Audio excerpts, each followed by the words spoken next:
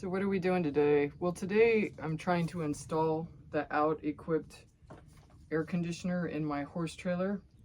I've gone without air conditioning for, well, 10 years pretty much. And I don't know, with my health conditions the way they are, I just can't take the hot flashes and all. I'm just gonna give up the ghost. I want some good sleep. So in the past, I wasn't really happy with my Dometic air conditioner. It didn't really basically work. It was super loud and it blew hot air and it just sucked up a bunch of energy. But now I hope that with the new air conditioners that aren't the mini splits, that that this particular machine will give me a secondary heating source during the winter, just in case Texas decides to turn the heat off, since this can run off of solar, and some relief during the summer with the air conditioning part of it.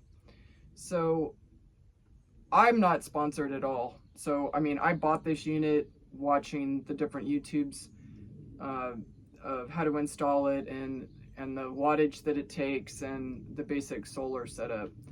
And I was a little surprised. At first, it seemed pretty easy to install, and then I started trying to make that faceplate match the inside of my trailer.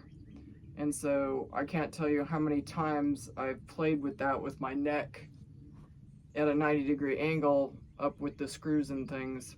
So they give you these really heavy-duty bars that, you know, you screw the unit down, use to sandwich the unit between the top of the roof and the inside. But the problem with these is that they're really pretty fat, and the face plates are really streamlined, but then you can't get a good seal. You have like it flopping about a good quarter of an inch. No matter how much you cut off the studs, it just doesn't seem to work. And I've seen other people, they put spacers, are pretty handy with wood. And although that could have been my solution, I didn't go in that direction because I thought, well, that'll just take more time, and I really want to spend time getting this unit set up so that I can play with the solar, determine where I want to put the batteries, and do I want it inside and the MPPT. So I had this on hand, and it did originally come like at a 90-degree angle, which made it really stout.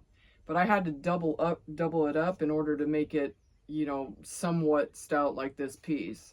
And so I cut it the same size lengthwise. Actually, I could cut it down a little bit, which I just might do.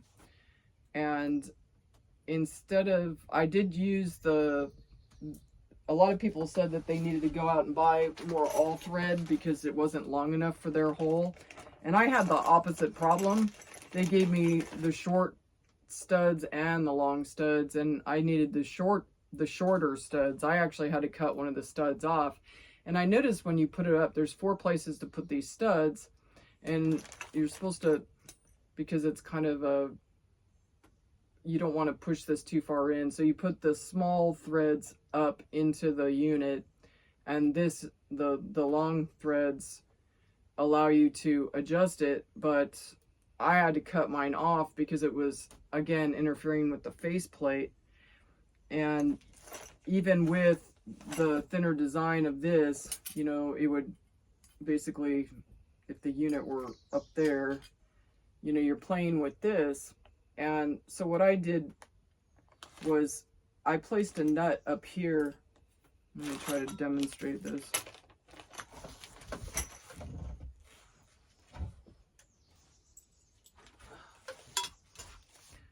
So these nuts are my own. They're lower profile than what they give you, because I'm trying to make it so that faceplate sits flat up against my roof.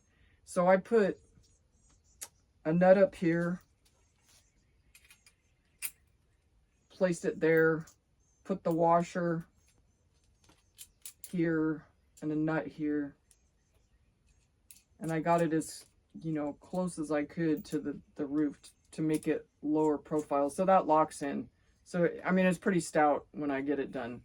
So this is my scenario, and this is up on the unit that's up on the top of the roof.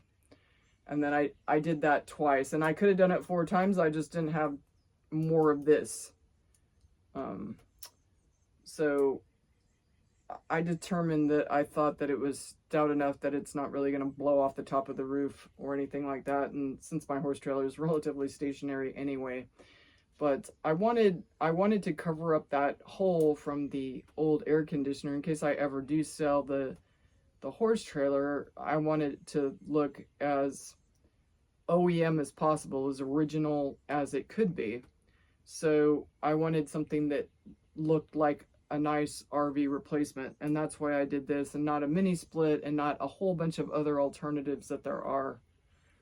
So that's what I have going on right now. Now, I had a bunch of scratches up on the roof, and because the faceplate doesn't match it perfectly, I took some white enamel paint and I sprayed up there, and I have to wait for it to dry. And it's like super humid today, so I'm just gonna wait till tomorrow, in all honesty.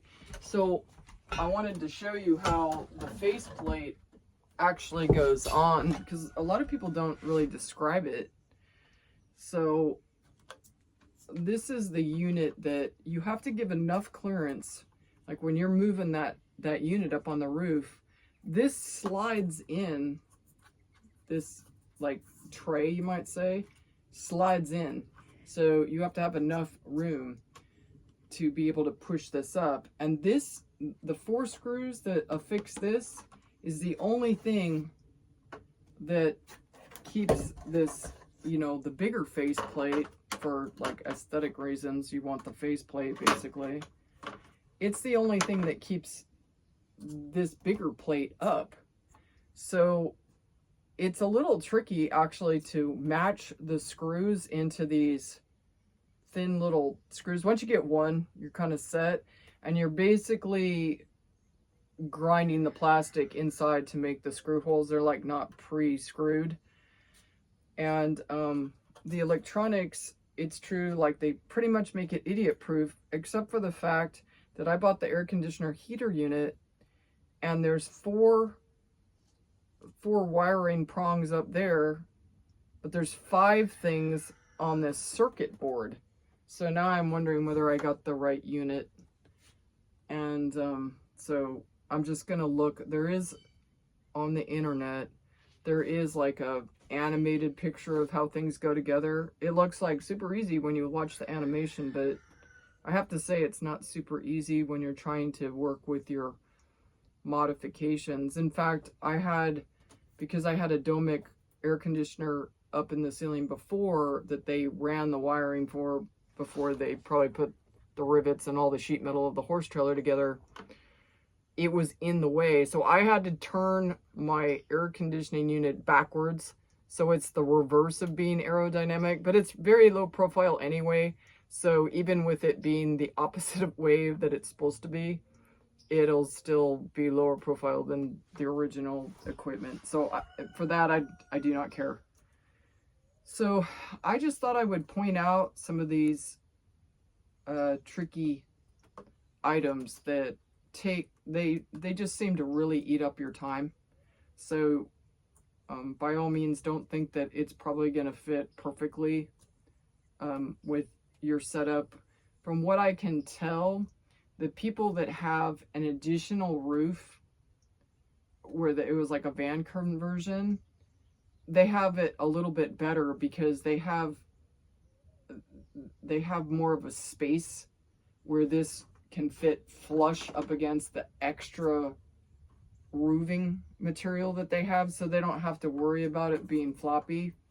Because it seemed like on one side it meshed up really well, and then on the other side I had a gap, and I couldn't really figure that out considering my nuts were lower profile than the ones they gave me, and the railing that I showed you that I'm using is a lot thinner than this, and it's not as stout, but I mean, if I use that, I would definitely probably have to make some kind of wood spacer, and I just don't really have a piece of wood that would look nice, and I don't know, it's kind of like 6 of one, half dozen of the other.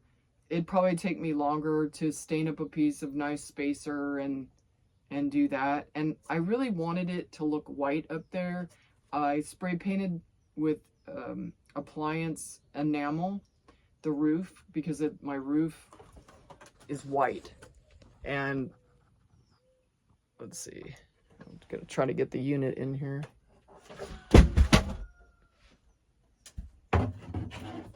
Sorry about the bobbling. Okay, so as you can see, my roof is just sheet metal. It's aluminum sheet metal that's white, and I kind of just wanted that look to match this faceplate. That's the look I wanted. I wanted it to look more OEM, and